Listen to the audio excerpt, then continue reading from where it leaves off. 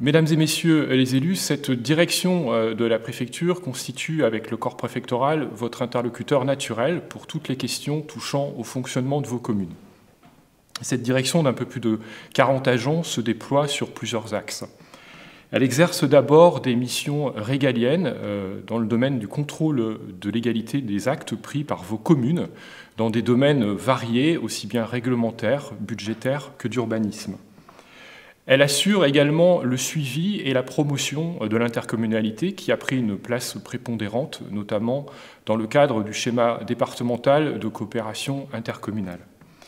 Nous avons également la responsabilité de l'organisation juridique, budgétaire et matérielle des élections politiques, ainsi que de membres d'organismes divers. Enfin, dans le cadre de la délivrance des titres de séjour, la direction contribue à l'accueil et à l'accompagnement des populations étrangères dans notre département, accompagnement à la fois vers l'intégration et l'accès à la citoyenneté. Le premier grand pilier, je vous le disais, concerne le contrôle de légalité des actes pris au sein de vos communes. Il est particulièrement au cœur des missions du bureau du Conseil et du contrôle de légalité et budgétaire, dont Madame Émilie Porcher va vous préciser à la fois les enjeux et les modalités. Le contrôle de légalité qui s'applique à tous les domaines de compétences de votre commune, notamment le fonctionnement des conseils municipaux, les marchés publics, les actes d'urbanisme, les marchés publics, constitue une mission essentielle des services préfectoraux. Ce contrôle ne constitue pas une sanction a posteriori, mais intègre bien au contraire les dimensions de conseil et de coopération. Le premier axe fort de notre activité est bien le conseil aux collectivités. La direction et le BCCLB se tient à votre disposition pour vous accompagner dans le montage juridique de vos dossiers complexes, ainsi que pour répondre à toutes les questions juridiques du quotidien. L'objectif du conseil est de sécuriser en amont la prise de vos décisions. La saisine préalable du bureau métier est un élément vous permettant de sécuriser et d'éviter et de prévenir tout risque de contentieux. Une adresse mail est dédiée à cette fin. Toutefois, nous vous demandons de veiller à nous saisir dans un délai raisonnable et non pas quelques heures ou la veille de votre conseil municipal ou de votre prise de décision afin de pouvoir vous fournir une analyse juridique complète. Dans le cadre du conseil, des outils sont mis à votre disposition. Une fiche ressource vous sera communiquée. Vous y retrouverez toutes les références des sites internet utiles. Des fiches spécifiques pourront aussi vous être adressées par mail via votre DGS. Le pendant du conseil, c'est l'activité de contrôle de vos actes. Si l'objectif du contrôle est bien de vérifier la conformité de vos actes à la loi et au règlement, il vise aussi à vous informer des éventuelles fragilités juridiques de vos actes afin de vous permettre de les corriger. Cela vous permet de prévenir tout risque de contentieux et tout retard dans la mise en œuvre de vos projets. Enfin, j'attire votre attention sur des points de vigilance qui feront aussi l'objet de fiches qui vont vous être communiquées. Sont mis à la disposition des collectivités des outils pour conduire vos projets, à savoir les sociétés d'économie mixte, les SEM, et les sociétés publiques locales, dites SPL. Ces outils sont à manier avec discernement. Pour ce type de montage, n'hésitez pas à contacter le service ou prendre la tâche d'un cabinet d'avocats spécialisé. Une autre notion sera abordée, le conflit d'intérêts, qui vous sera utile pour l'exercice de votre mandat. Enfin, des points plus techniques seront abordés, l'articulation des compétences entre les communes et les intercommunalités, un focus sur les communes nouvelles dont mon bureau a la charge. En cas de doute ou d'incompréhension juridique, n'hésitez pas à nous contacter. Le deuxième grand pilier de l'action de la DCL concerne l'accompagnement de la vie démocratique, avec le Bureau des réglementations et de la vie citoyenne, qui a notamment en charge l'organisation des élections politiques, et dont Madame Cadudal-Fleury, chef de bureau, va vous préciser les missions. Mesdames et messieurs les élus, nombre d'entre vous ont fait connaissance du Bureau des réglementations et de la vie citoyenne en se portant candidat aux élections municipales.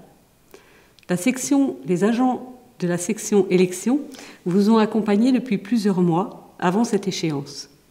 Ils ont mis à votre disposition tous les documents utiles, ils ont répondu à toutes ou presque toutes vos questions et ils vous ont accueilli en compagnie de leurs collègues du bureau et des agents des sous-préfectures au moment du dépôt de votre candidature. Ce travail de conseil et d'assistance ne s'achève pas le soir du scrutin. Nous vous accompagnerons tout au long de votre mandat. Une difficulté à laquelle certains d'entre vous ont dû déjà être confrontés et qui continuera à se renouveler tout au long du mandat, c'est la démission des élus. Que faire si vous recevez la démission d'un de vos élus ou si vous-même désirez démissionner? La démission ne peut être ni orale, ni téléphonée, ni vous être adressée par mail. Elle doit prendre la forme d'un écrit, un courrier daté et signé qui vous est adressé en mairie et exprimer clairement, sans réserve, sans ambiguïté, la volonté de démissionner. La démission d'un conseiller municipal est adressée au maire. Elle prend effet lorsque le maire la reçoit. Dans ce cas, une copie de ce courrier est adressée à mon service, à la préfecture. La démission d'un maire et d'un adjoint est adressée au préfet. Elle prend effet lorsque le préfet l'accepte. Lors de cette démission, dans son écrit, l'adjoint ou le maire doit de plus indiquer s'il désire démissionner de son mandat d'adjoint ou de maire ou également de son mandat de conseiller municipal. Il peut décider de rester conseiller municipal. Pour aborder tous les événements qui peuvent émailler la vie de votre collectivité, vous aurez une ressource utile en consultant régulièrement, ce que je vous engage à faire, le site internet de la préfecture, et plus spécialement la rubrique politique publique, citoyenneté, élections. Vous y trouverez une mine de renseignements utiles. Prenez l'habitude et le temps de le consulter, il est mis à jour régulièrement. Pour continuer et conclure, il me faut aborder les missions de la section réglementation du bureau. Ce sont des missions variées et complexes. L'une des missions principales est le suivi du secrétariat de la commission départementale d'aménagement commercial. Donc, cette commission a à connaître des dossiers, des projets de construction ou d'extension des commerces et ensembles commerciaux d'une surface de vente de plus de 1000 m². Les élus des communes concernées y sont conviés, ils y font valoir leurs avis, ils y prennent des décisions, et ceux des communes limitrophes y sont conviés également. Vous serez donc très certainement amenés à participer à plusieurs reprises dans une année à des séances de cette commission. Maintenant, sans verser dans un inventaire à la Prévert, je souhaite quand même citer rapidement les autres missions de la section de réglementation. Nous abordons des réglementations assez complexes telles que la réglementation funéraire et la politique des cimetières, la réglementation aérienne, les taxis, les VTC, mais aussi une certaine part de la réglementation du tourisme, puisque c'est mon bureau qui suit le classement des communes en stations touristiques et des offices de tourisme. N'hésitez pas à vous adresser aux agents du BRVC, leurs compétences sont multiples, et si toutefois vos questions débordaient de leur mission, ils vous adresseront aux bons interlocuteurs. Je vous remercie. Et maintenant, je vais passer la parole à M. Coconnier qui va vous parler du Bureau des étrangers. Le troisième sujet dont je souhaite vous parler concerne l'accueil des étrangers. À l'image de l'ensemble du territoire, le département du Morbihan met en œuvre la politique du gouvernement en matière d'entrée et de séjour des étrangers sur notre territoire. C'est le troisième axe fort des activités de la direction qui est résolument orienté vers l'accueil du public. Cette mission est portée par le Bureau des étrangers et de la nationalité, dont la mission est de délivrer des titres de séjour dans le cadre de l'application des règles qui régissent le droit des étrangers sur notre territoire. J'ai conscience que la diversité des statuts, ajoutée à la dimension humaine des parcours de migration, peuvent susciter une impression, un ressenti de complexité des règles applicables. J'aimerais d'abord vous dire que la première mission de la préfecture est d'appliquer le droit. Notre pays étant un État de droit, les règles voulues par le législateur pour encadrer le séjour des étrangers s'appliquent avec rigueur, et la mission du préfet et de ses équipes est de faire respecter ces règles dans une logique d'équité et d'égalité de traitement, mais aussi de régulation des flux migratoires. L'activité du Bureau des étrangers s'inscrit également dans le cadre d'une politique migratoire voulue par le législateur et le gouvernement.